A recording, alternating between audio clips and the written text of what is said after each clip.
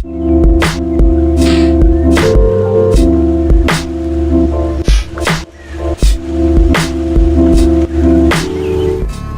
what's going on everybody? Gundam Flexing here, and today I'm going to review the RMS-154 Barzam from Gundam Zeta. And before we go into the kit, I'm just going to go over the extra pieces real quick. And the first one up is the PC runner. These are all the leftovers.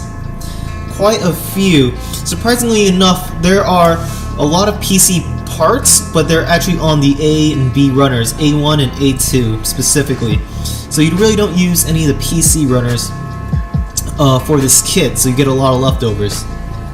Here they are. You get one right here, a couple, get both pairs of 2s, 5s, 6, and 3 leftover 8s.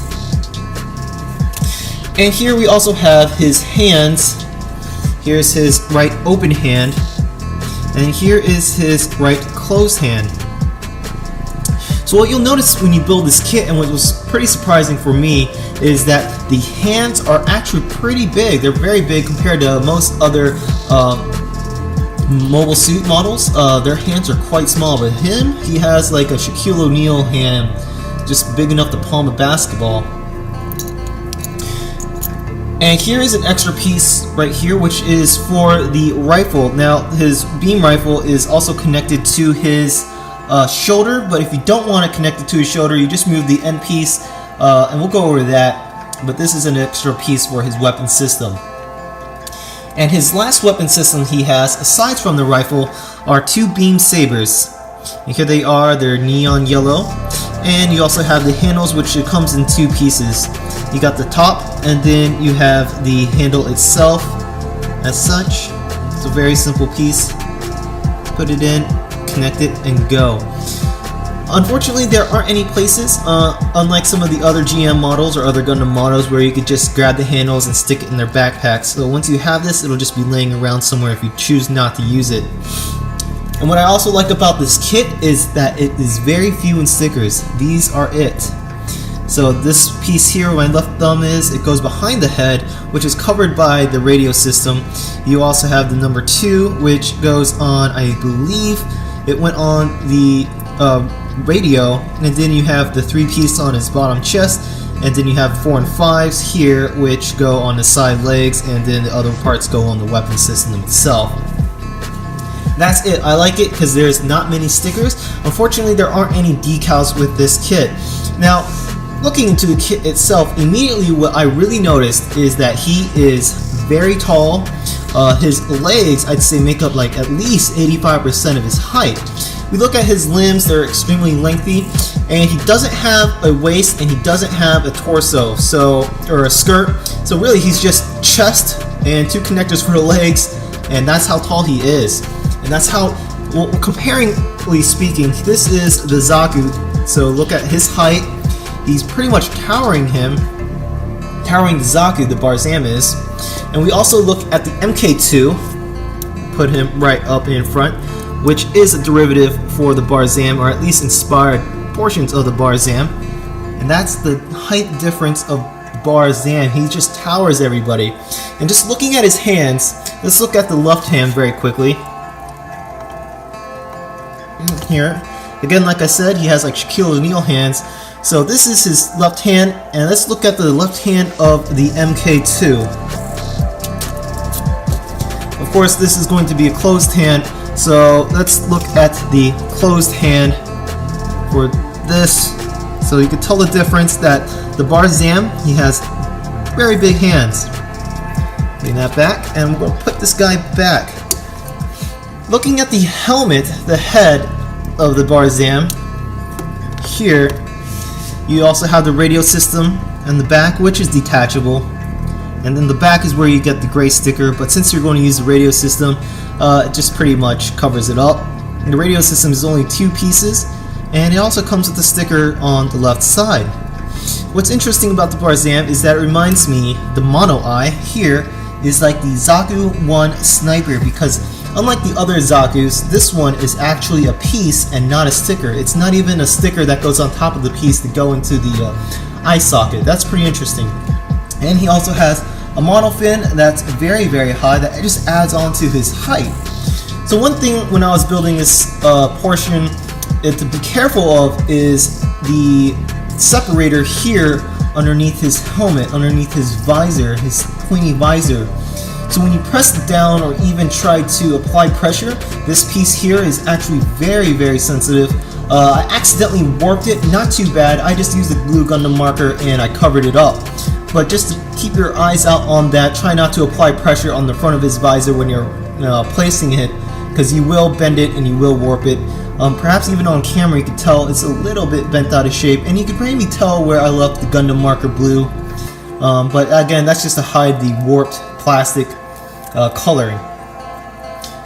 Look at his arms and his chest. His chest is pretty thick. It's unlike most other models. This one is, I guess, has a rounder shape to it. There's only one sticker, and that is on the very front here. It is red. Not much goes on in his chest except that the pieces are thick. And we look at his back. Here's his backpack. It has two thrusters on the bottom. The outline skirting is yellow, and that's what pretty much his theme. He's predominantly blue, maybe with like red sprinkled around, but then yellow outline. This is his backpack, and this is the bottom part of the skirt here.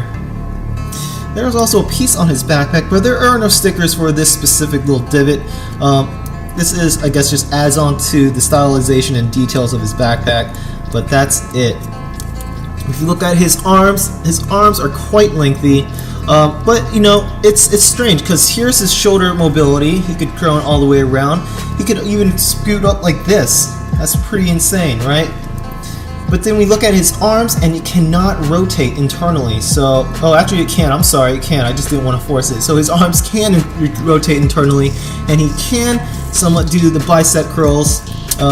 Pretty much this is the extent of how far he could try to even touch his own shoulders.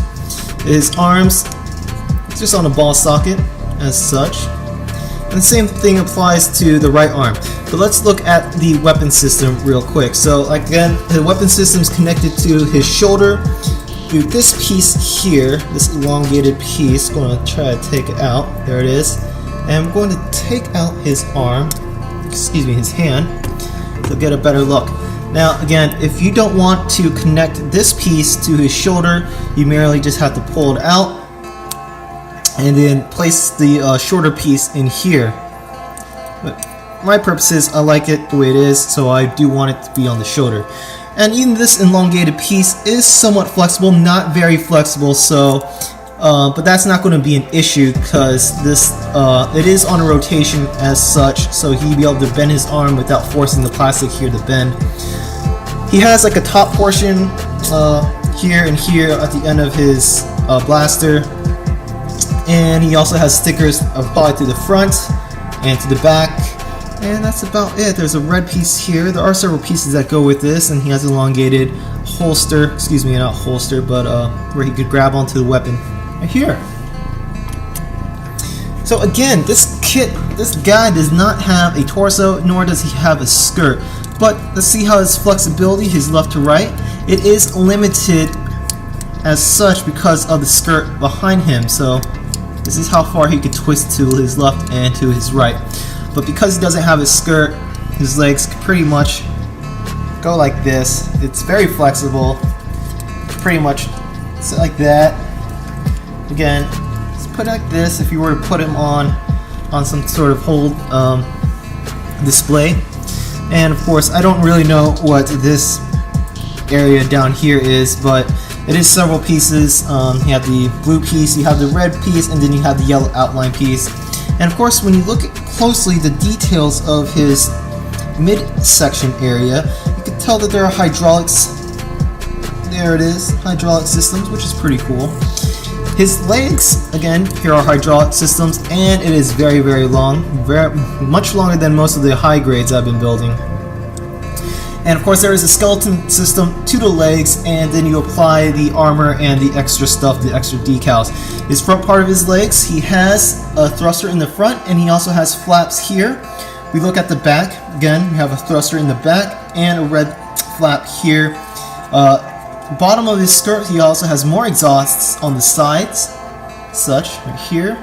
mostly on its outsides, but this is another piece, yellow piece right here that just adds on to the details. As you see here, I didn't sand this one off, but I will. What I've noticed when I was building this kit is that the pieces that are to the runners, they are connected very with thick plastic, so when cutting them, just be aware how thick the plastic is. At least they're much thicker than what I'm normally used to. There are also other intricate details here. They got small divots that if you have a Gundam marker, I think red would really go well with it. We looked at the bottom of his feet, and here again, he has very large feet. Let's look at the Zaku. Here it is. We compare it. So pretty much this guy's like wearing a size 16, and this dude here is wearing like size 10 and 10 and a half. Bottom of his feet could collapse inwards like this, which is a pretty cool feature. It can go left and right. It's very mobile, very mobile. And again, we just connect this feet back into here. Put it right down. Again, this kit is pretty tall. Very unique design indeed. Assembly time didn't take that long. I actually enjoyed this kit, and because it's so unique in its feature, I wasn't sure if I'd like it at first because I don't know, just looking at the pictures, it looked kind of silly, but I'm glad I went ahead and gave this thing a shot. There it is, connected as such. Give it as such. I want to put them together real quick, just in case I didn't get a good capture of the mono eye. There it is. It's red. I'm going to try to get. There it is. Alright, just move it around the lighting. It fits very snug in there. You don't have to use any kind of cement glue. Unlike the Zaku one, when I first attempted to build, I lost its mono eye. That's the reason why I went ahead and got a second one. But that's the eye, and it's very cool. I'm putting this, the radio system mounts like that. And again, when you apply pressure, don't bend the bar in the front of the face or in front of the visor, and you're good to go. He's very tall, small torso, extremely long legs, very long arms, and that's it. The Barzam was a blast to build. Other than that, if you have any questions or comments, please post them down in the section below. And the time-lapse video, I'm having issues rendering the video, so the review's coming out first, and the time-lapse video will come out soon. Other than that, I appreciate you all for watching, and keep your eyes out for the next kit. Peace.